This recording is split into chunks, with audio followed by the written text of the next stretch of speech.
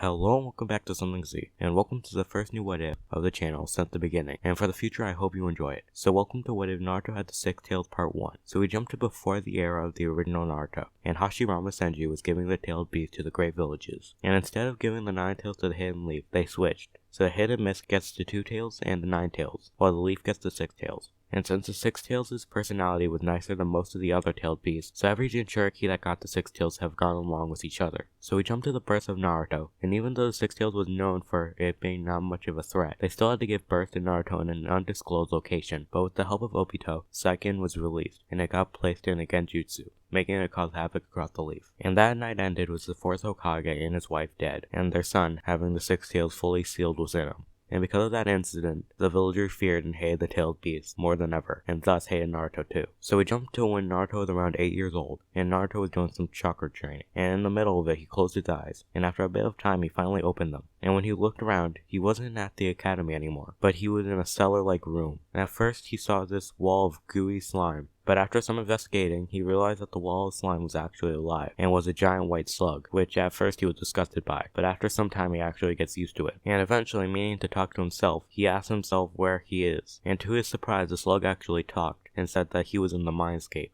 Shocked that the slug talked, he asked what its name is, and why apparently it's in his mind. And it's then he learns the 6 tails' name, which is Saiken, and that the 4th Hokage is his father, and he sealed the 6 tails within him when the attack happened years ago. The moment he hears that Saiken was sealed within him and did the attack, things start to make sense, like why the villagers hate him. At first he was mad because it was because of the stupid slug and the actions of others that made the village hate him, not even his own actions. But after what seems like a minute, Naruto starts to smile, and he asks the giant slug, will it be his friend? The second the slug heard this, it was taken aback, since he saw Naruto just a moment ago with his face covered in malice. The slug then asks why, and Naruto responds by saying, since they already hate me, nothing I will do will change that until I become the Hokage. But if you will be my friend, and if you will help me, then I think they will trust us much faster than they will if it was just me. And might as well, since you are in my head. And that was the beginning of a friendship, where the 6 tails gave Naruto his strength, and helped him the best he could, and they sometimes just hang down in the mindscape and talk. But one trick Naruto mastered before the beginning of the actual anime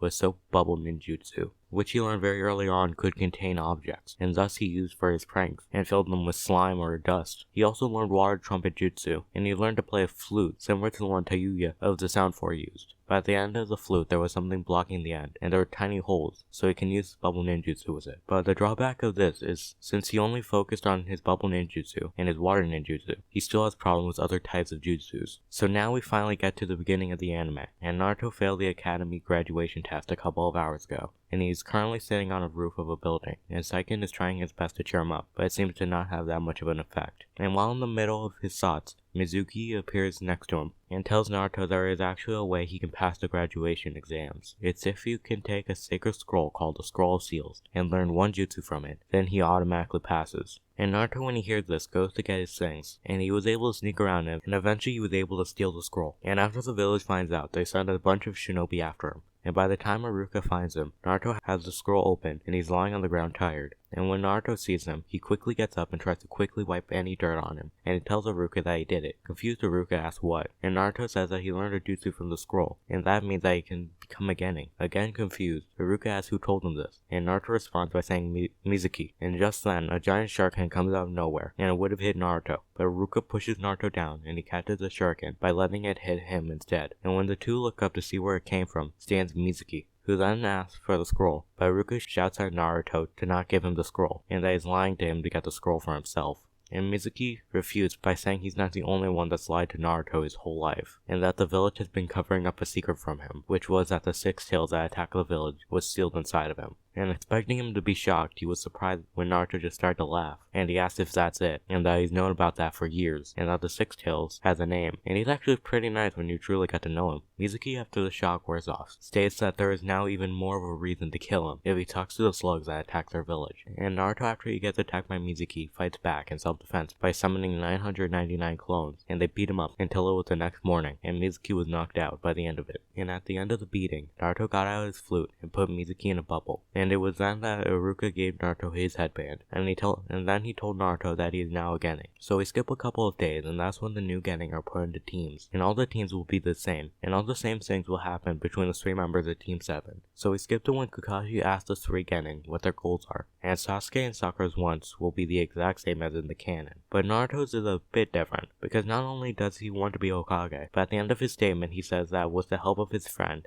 Seiken. And Kakashi, when he hears this, knows who he's talking about, since the 6-Tailed was more cooperative than the 9-Tails, and he has told Jinchuriki his name before. So Kakashi knows that Naruto had the help of the 6-Tails. So he skips to the next day, and Kakashi and Team 7 are in the training area, and Kakashi explains the rules of the bell test, and they have until noon to get the bells. But before the time starts, Naruto charges at Kakashi, who easily appears behind him, and he holds the kunai to his neck, and he tells him calmly that he didn't finish counting yet, and then he lets him go, and pushes him to where the 2 were standing, and then he starts the countdown. And when the count reaches 0, the 3 of them run and hide at different locations, and after a minute Naruto makes a clone and lets the clone charge at Kakashi, who was easily taken out. And when the clone disappeared, the real Naruto decided that he had no other option. So he made 30 clones, and they all made giant bubbles, and when there were 300 around the training grounds, all the Narutos jump out, and they charge at Kakashi, but he used a substitution jutsu, and he made Naruto fight himself, until Naruto undid the clones. Naruto, expecting Kakashi to be in a tree somewhere, he quickly shouts for Sakura and Sasuke to get away, and he throws a kunai at a giant bubble, and when the kunai hit the bubble it exploded, and that set off a chain reaction, and that made all of the bubbles blow up, and now at the edges of the training ground there are lines of holes from each explosion, and Sasuke and Sakura were barely able to get out of the blast zone in time, and Kakashi, getting out of the explosion, went back to the clearing, where one tree was unharmed.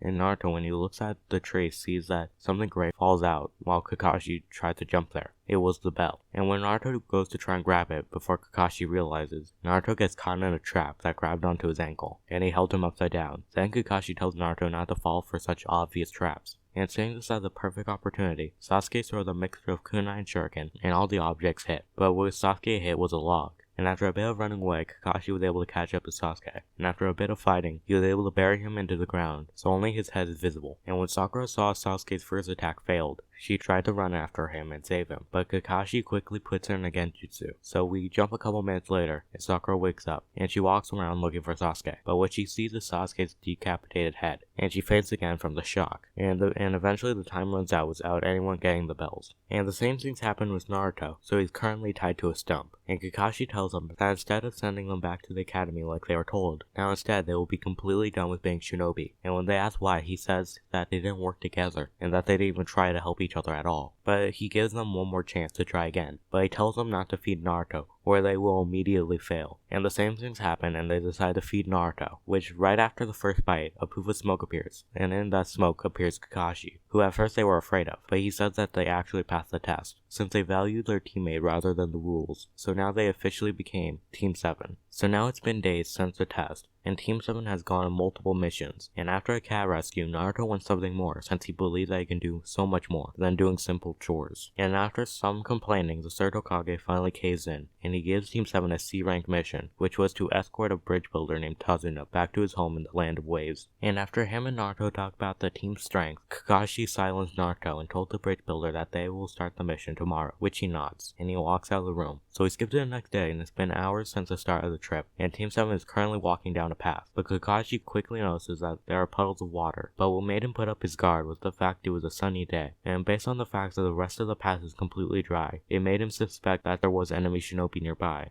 And a minute later, 2 Chunin level ninjas came out of the puddles, and Naruto was in shock, and he wasn't able to move in time. But before he could get hit, Sasuke was able to stop the attacks, and he made the duo back up. But right behind them stood Kakashi, who effortlessly knocked them out. And after the confrontation, Kakashi was talking to the bridge builder about how he ranked the mission, and that if he ranked it appropriately, this mission would be B rank or higher, if he was being targeted. But Naruto wasn't paying attention. But he was only focused on the fact that when the time came for him to do something, he didn't do anything, and he froze. And Seiken was doing his best to make Naruto feel better, but a second later, Naruto pulls out a kunai and stabs himself in the hand, and he makes an oath that he will never back down again, which Kakashi had to bandage up afterward. And they continued on the path until they eventually got to a dock with a single boat in it, and by boat they were taken to the Land of Waves. And when they made the land, they continued to walk in a forest, and after a bit of time of walking, Kakashi warns everyone to get back down. And right after they did, a giant sword falls from the ground and it lands right in front of them. And when they look to see where the sword came from, they see Zabuza in a tree. And seeing and recognizing Zabuza, Kakashi uncovers his Sharingan, which makes Zabuza recognize him, and the two fight. And before the fight begins, Zabuza makes a mist around them, making it harder to see, and Kakashi tells Team 7 to protect the bridge builder. So the three Genin stand in front of and at the sides of Tazuna, and the two fight until Kakashi finds himself in a sphere of water, and he is slowly drowning. And currently, Zabuza's water clone is walking towards the Genin in order to get to the bridge builder. And saying all of this, Naruto knows he has to do something, so he tells Sasuke that he has a plan, and he creates 30 shadow clones, and they all surround Zabuza's water clone, and they all try to attack him, but with one swing with Zabuza's sword, it destroyed half of the clones, and one of the Narutos was able to give a Fuma Shuriken to Sasuke, who threw it at the real Zabuza, who was able to catch the Shuriken in time, and at the last second he was able to dodge the secret second one under the first one by just jumping over it, but it was actually Naruto, who transformed back to normal, and he threw the kunai at Zabuza's back. And that attack forces Zabuza to stop the technique, or he would have been stabbed in the back. So Kakashi is now free, and he tells Naruto to go back to the bridge builder, which he does, and the two go back to fighting. And Kakashi was just about to win the fight, but a couple of needles hit Zabuza's neck, and when Kakashi checks his pulse, he is dead. And when everyone looks to see where the attack came from, they see a young person wearing a mask, and after telling them about how he is sent to get Zabuza, he goes and grabs Zabuza's body, and he takes him away. And a couple minutes later after the fight, Kakashi gets knocked out from overusing the Sharingan, and Naruto makes multiple clones, and he carries Kakashi to Tazuna's house to rest. And that's where I'm going to leave the what if. I hope you enjoyed this new series, and I hope to see you next time on Something Z.